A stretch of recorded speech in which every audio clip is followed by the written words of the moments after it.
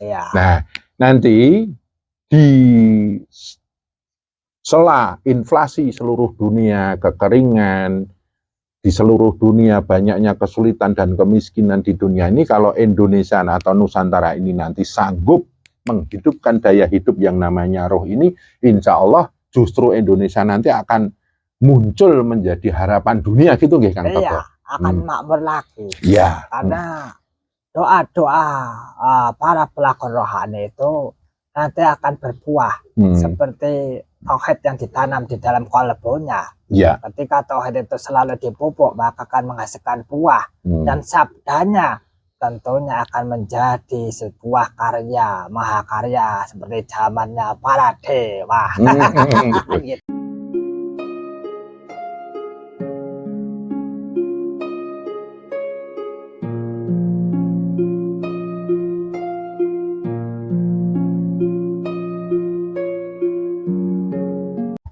Assalamualaikum warahmatullahi wabarakatuh. Waalaikumsalam warahmatullahi wabarakatuh. Salam sejahtera, salam damai dan bahagia buat kita semuanya. Ya, ini kita dari Tirakat di Parangkusumo ya. Dan sekarang ini kita akan ngobrol-ngobrol santai. Dan ini mungkin dari beberapa kota ngumpul di sini. Nah, ini terutama yang dari mana ini? Kudus ya? Demak. Ya, ini ada kita sambung rasa nggih. Kita istilahnya tukar kawruh dengan santai ngaten nggih. Nah, mungkin ini namanya siapa ini? Mas Meta. Mas Meta. Mungkin ada pertanyaan atau mungkin nanti yang lainnya mau bertanya, monggo. Ini terutama Mas Meta dulu. Ada pertanyaan nih Mas Meta, monggo. Kita kan dunia sedang mengalami carut-marut ekonomi, Romo. Inflasi ini kan tinggi sekali. Amerika inflasi, bahkan kabar terbaru niku Sri Lanka kan terjadi inflasi yang sangat tinggi. Sehingga bangkrut kata niku. Oh iya, banyak negara yang bangkrut gitu ya. Terus jadi ke depannya untuk masa depan Indonesia dengan berkata keadaan Sri Lanka niku mungkin pripun Romo niku. Oh iya. Ya kalau yang namanya Nusantara pasti berhubungan dengan sabda-sabda leluhur zaman dulu.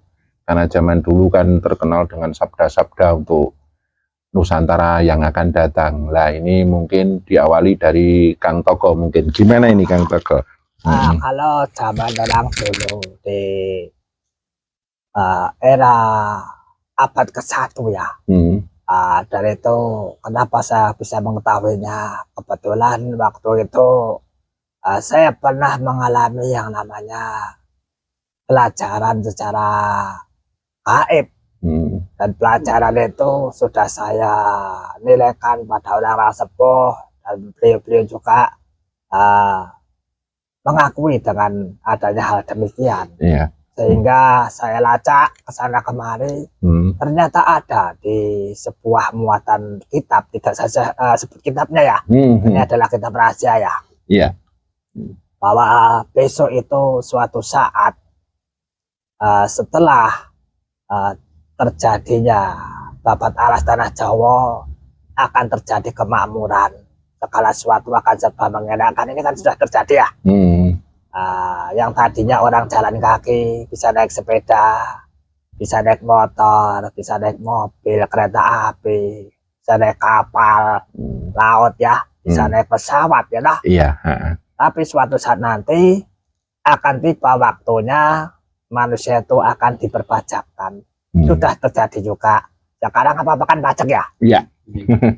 Jadi orang berpribumi itu pasti tidak lepas dari pajak. Ya dah.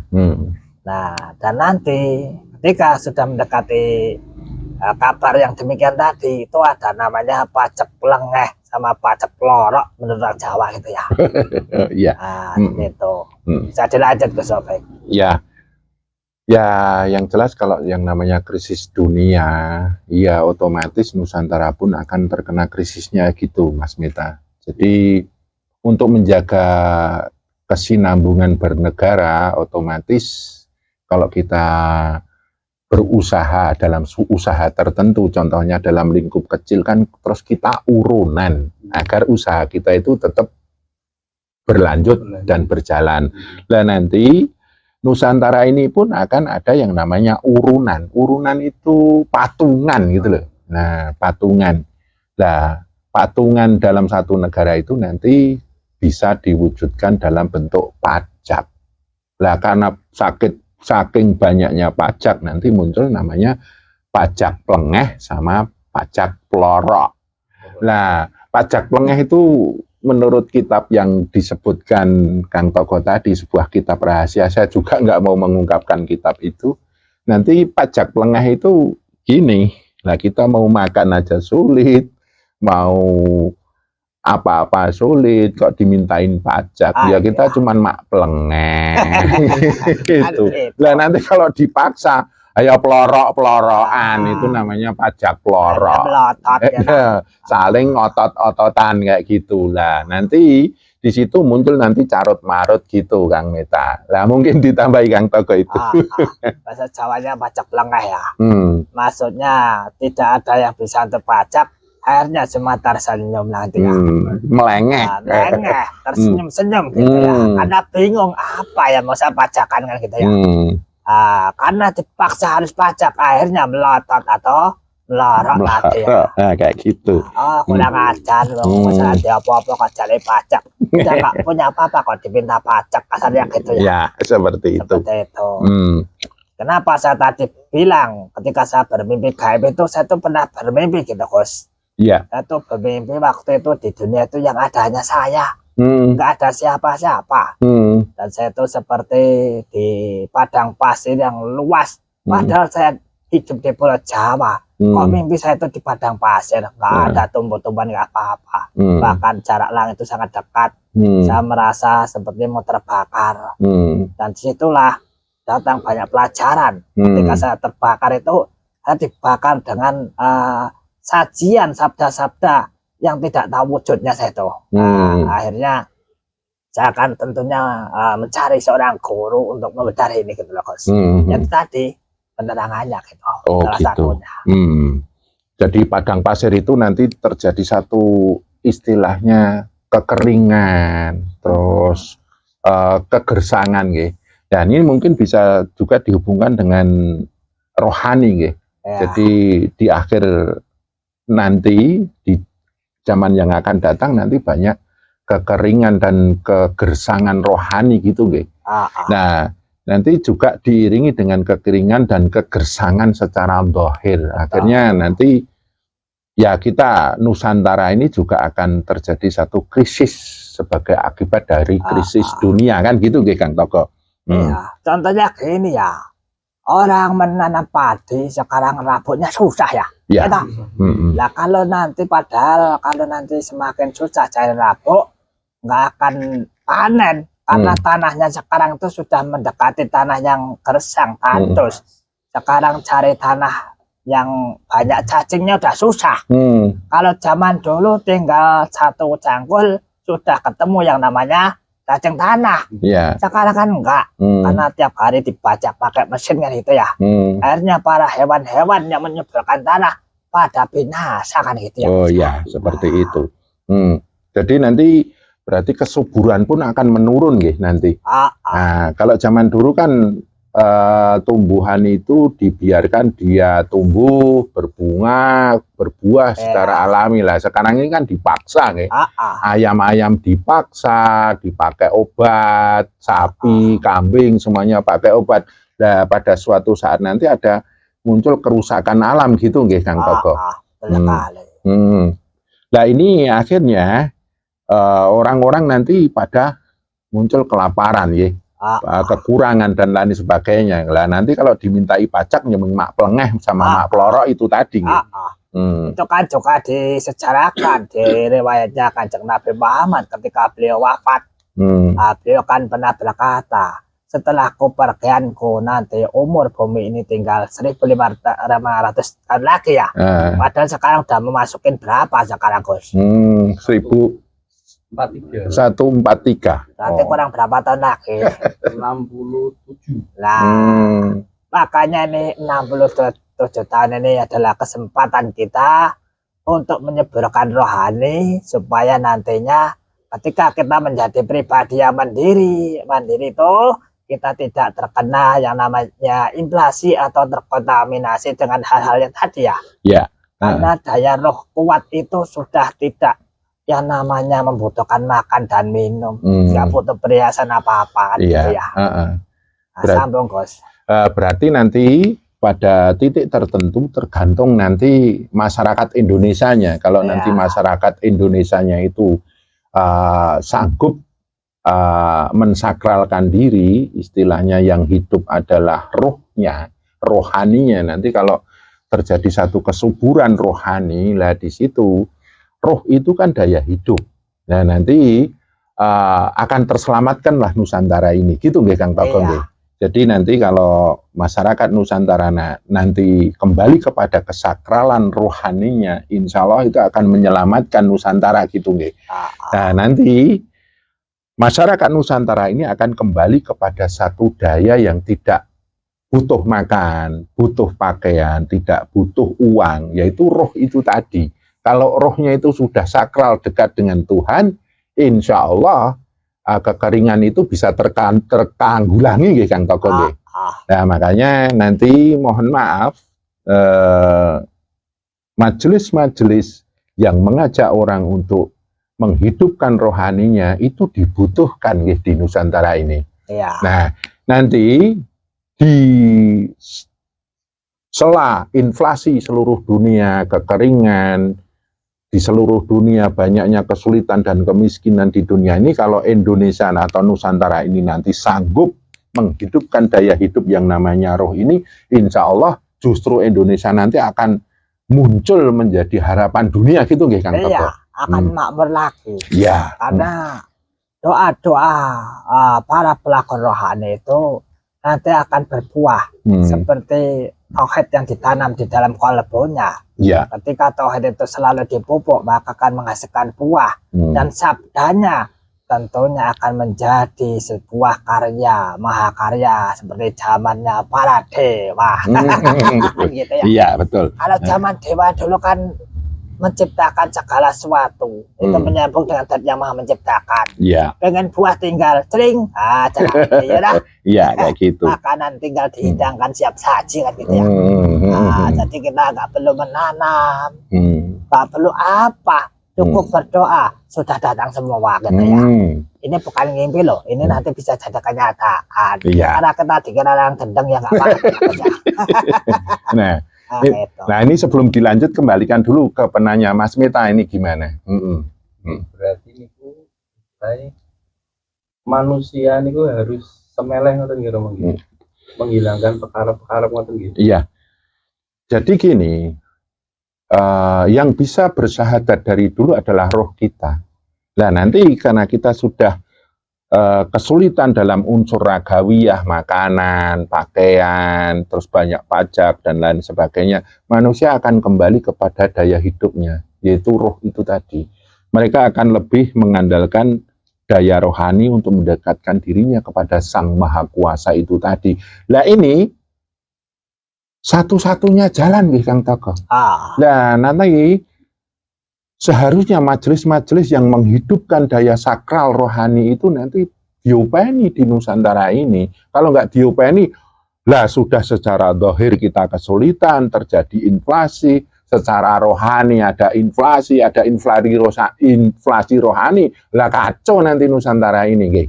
Nah, makanya dari sekarang ini kami, saya, Kang Togong, berdua dan mungkin yang lain-lainnya banyak sekali majelis-majelis yang ingin menumbuhkan daya rohani itu perlu dukungan.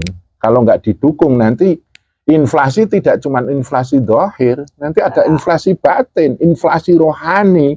Sudah hidupnya secara zahir kesulitan, dalam himpitan, dalam tekanan, dalam beban yang sangat berat, kita jauh dengan sumber daya hidup dan kehidupan roh kita sebagai sumber kekuatan, terjadi inflasi lah itu repot. Akhirnya hancur nanti Nusantara ini, kan kayak gitu nggih. Iya. Zaman dulu kan juga sudah pernah terjadi ya, zaman krisis inflasi besar-besaran, orang susah untuk mendapatkan makan dan minum. Ketika Nabi Isa alaihissalam dan para sahabatnya, teman-temannya, akhirnya dia mendatangkan makanan dari langit. Pernah dengar nggak? Oh, pernah dengar. Ya. Suatu saat nanti bisa kejadian seperti itu. Iya. Kalau tidak terjadi, berarti kitab suci yang menerangkan itu mungkin ya salah ya. Kan kayak gitu. Terus itu di sungai-sungai mengalir dengan air susu, buah-buahan tinggal petik, itu kan juga sudah diceritakan di Quran. Iya. Dalam sejarah mengatakan memang orang-orang yang daya rohaninya tinggi itu menjadi penyelamat, seperti cerita Nabi Nuh. Ketika Nabi Nuh itu daya rohani menyelamatkan, Nabi Musa, terus Nabi Nabi Isa, kemudian Nabi Lot, Nabi Yunus, itu semuanya daya rohani akan menyelamatkan peranatan dunia ini. Nah, makanya dari itu ya kita selaku para pelaku rohani wajib memaksimalkan daya rohani itu. Ya intinya kita harus menjadi diri sendiri yang dekat dengan Tuhan. Otomatis kalau kita dekat dengan Tuhan, daya roh kita akan kuat. Jadi kita tidak akan terkena imbas dari inflasi tersebut. Nah, karena orang yang dekat dengan Tuhan itu la khaufun alaihim wa lahum yahzanun, tidak akan takut, tidak akan khawatir dengan keadaan. Mereka bisa hidup dengan daya rohnya sendiri, daya rohani itu nggih Kang Toko. Karena apa? Setiap masa itu pasti ada masa penutup. Ada pembuka dan ada penutup. Makanya sudah dicontohkan oleh para nabi ketika akhir zaman penutupan pergantian generasi. Dan sekarang ini tinggal 67 tahun lagi menurut sabdanya Kanjeng Nabi. Berarti kan sudah harus dipersiapkan dari sedini mungkin ya. Maka itu daya rohani ini sangatlah penting. Bukan kita itu meramal, bukan ya. Kita bukan ahli beramal, kita si fakir ilmu. Cuman kita berkaca dari kitab suci dan kita wajarkan secara gamblang dan gampangan itu ya. Ngapunten, gini Mas Meta, gimana? Dikembalikan kepada panjenengan. Wawasan yang sangat luar biasa. Nah, terus niku wonten dawuh Rama niku inflasi rohani niku pripun? Niku kok ngertos niku. Inflasi rohani sudah terjadi nggih Kang Toko. Nih, pemimpin Nusantara saja, para pemegang pemerintahan itu, mereka yang kuat daya zahirnya. Daya rohaninya nggak kuat. Akhirnya apa? Mereka nyedot. Korupsi contohnya. Jadi mereka butuh dihidupi. Jadi mereka diangkat menjadi pemimpin, butuh dihidupi oleh rakyatnya. Berarti daya rohaninya lemah. Nah, kalau pemimpin atau negarawan Nusantara ini daya rohaninya kuat, mereka bisa menghidupi rakyatnya, memakmurkan rakyatnya. Nah, mohon maaf, ulama daya rohaninya sudah melemah. Akhirnya ribut terus. Ya tak? Kerengan terus saling menyalahkan, saling menyesat-nyesatkan, menganggap ini salah, merasa paling benar sendiri. Itu berarti mereka butuh diakui bahwa dia itu lebih benar, dia itu lebih baik, dia itu lebih suci, lebih selamat dibanding yang lainnya. Itu ciri-ciri inflasi rohani. Terus ini orang-orang kaya itu sudah terjadi inflasi rohani. Bukannya mereka kaya untuk menghidupi yang lainnya, tapi untuk pamer-pameran.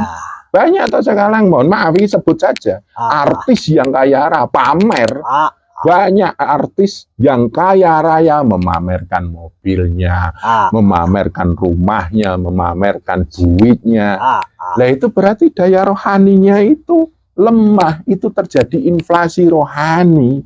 Nah sekarang inflasi rohani, rakyat sekarang menjerit.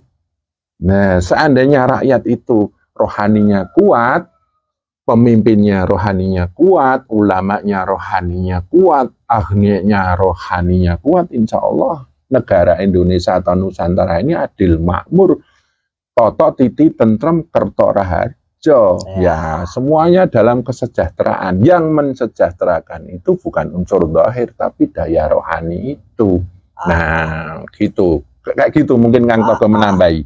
Jadi segala sesuatu penciptaan itu semuanya sempurna. Allah menciptakan segala sesuatu dengan imbangan, keseimbangan, sehingga tidak ada cacat di dalamnya. Maka dari itu kenapa harus dibikin seperti demikian? Ada artis pamer mobil, rumah, sepatu, jam tangan, celana dalam ya. Itu memang dibikin demikian. Itu untuk mempercepat inflasi gitu. Iya. Contoh-contoh dari percepatan inflasi. Nanti tiba saatnya, tiba waktunya semuanya akan sirna. Dengan kegerus keadaan inflasi negara yang besar ini. Makanya kalau orang Jawa itu mempercayai dengan adanya Dewi Sri, itu dikatakan sumber daripada sandang pangan, papan untuk rezeki ya. Sumber kemakmuran, kesuburan. Ya. Ketika kita berkaca dengan mana tadi, Sri Lanka ya. Padahal Sri itu kan identik dengan sebutan orang Jawa. Nah kalau nanti Dewi Sri jadi langka gimana? Ya kayak gitu. Gitu. Nah, itu inflasi kelangkaan ya Sri Lanka. Lah daya rohani yang langka ya nanti akhirnya bangkrut gitu. Lah makanya bisa terjadi nanti Nusantara seperti Sri Lanka kalau tidak cepat-cepat daya rohani ini dimunculkan. Tapi gini Kang Togo, nanti kalau inflasi ini sudah bisa membuat rakyat atau masyarakat Nusantara ini menjerit. Nah, jeritan itu akan didengar oleh yang namanya Ratu Adil dan Satrio Piningit gitu ya Kang Togo. Lah, Satrio Piningit dan Ratu Adil ini tugasnya adalah untuk membangunkan daya rohani itu tadi. Nah, akhirnya digelarlah dunia baru yang hidup daya rohaninya kan kayak gitu, dan nanti akan menghapus dajjal-dajjal yang membuat inflasi dunia ini mendunia nggih Kang Togo. Makanya dikatakan sekarang sudah mulai banyak dajjal itu karena dajjal itu terkenal dengan mata satunya. Dia melihat hanya satu arah. Dia ketika dia memamerkan harta bendanya, dia tidak sadar banyak orang yang menderita. Kalau dia bukan seorang dajjal, pasti matanya dua, akhirnya bisa melihat ini layak, pantas atau tidakkah kan gitu ya. Itu dajjal ya. Makanya selamat menempuh hari kedajalan. Nah, Satrio Piningit dan Ratu Adil itu muncul kalau dajjal itu sudah merajalela. Nah, contohnya pemimpin Nusantara, pemerintah Nusantara, penguasa Nusantara ini kalau hanya pakai mata satu, yang penting mereka hidup. Nah, tidak sadar kalau rakyat juga butuh dihidupi. Itu dajjal juga. Nah, korupsi itu kan untuk ngurusi wudele dewe, wudelnya sendiri. Lah itu dajjal. Nah, terus ulama-ulama yang ribut, mereka nggak sadar ada orang-orang kecil seperti kita ini bingung iki agama gimana untuk ribut terus kayak gini. Akhirnya kan itu bingung cari panutan. Iya. Sekarang krisis panutan. Mecewu ulama mana yang jadi panutan? Umaro pemimpin mana yang jadi panutan? Kamuflase semuanya. Orang-orang kaya mana yang jadi panutan? Nah, sesungguhnya orang kaya itu yang jadi panutan adalah sedekahnya, kepeduliannya sama orang-orang miskin. Pemimpin itu kepeduliannya sama yang dipimpin. Ulama kepeduliannya pada umat yang dia bawa. Itulah mata dua. Kalau mata satu ya sakarepe wudele dhewe. Mata satu itu mau enaknya sendiri, nggak mau susah. Mau senengnya sendiri, nggak mau sedih. Mau bahagianya sendiri, nggak mau menderita. Itu mata satu. Itu ciri-ciri dajjal. Jadi hidup itu yang penting enak, yang penting laba, yang penting seneng, yang penting aku hidup. Yang lainnya terserah, itu dajjal. Lah ini nanti memantik Ratu Adil dan Satrio Piningit gitu, nggih.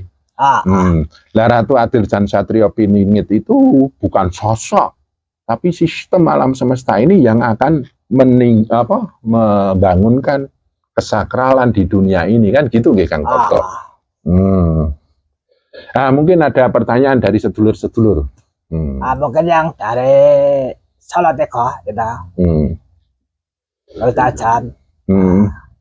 Nah, jadi gini Mas Meta, jadi menghadapi semuanya itu, jadilah dirimu sendiri yang selalu dekat dengan Tuhan.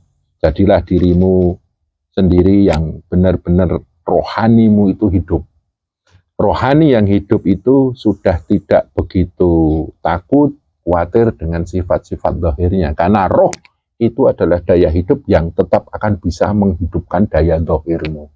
Dan itu kita tidak akan bisa tergencet oleh inflasi apapun. Lah, nanti kalau kita sudah secara zahir terjadi inflasi, secara batin terjadi inflasi, harapan kita kemana itu? Kita tidak punya harapan lagi.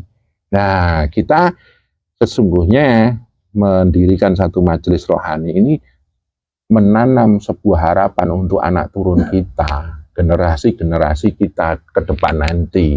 Ya, kita menanam benih-benih laku rohani itu untuk kita wariskan di kehidupan yang akan datang supaya anak cucu kita itu tidak terserang yang namanya krisis rohani, inflasi rohani ngoten niku.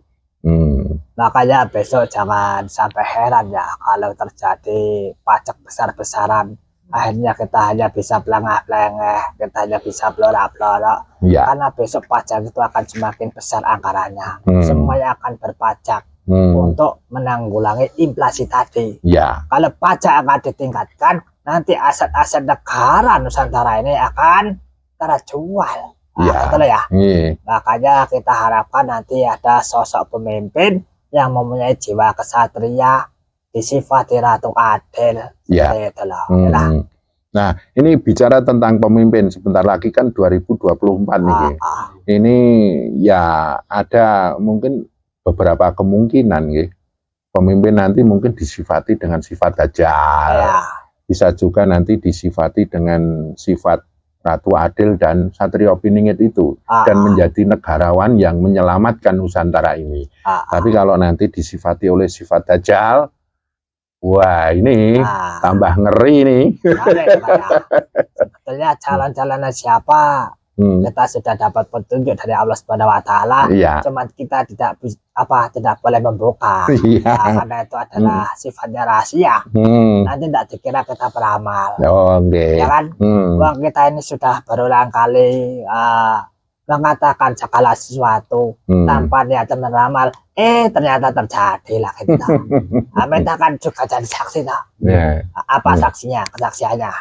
Kebakaran ini Romo kali berarti kan nanti nggak bisa di Jakarta akan banyak api. Jakarta pabrik peralon kebakaran, banyak rumah kebakaran, banjir, banjir ini Jakarta banjir. Dan nanti kalau nyakseni mawon. Kita kan nggak meramal ya Gus ya. Enggak, kita cuma melihat alam aja. Melihat alam itu. Cuman karena sekarang kita banyak dikebuli, ya dah.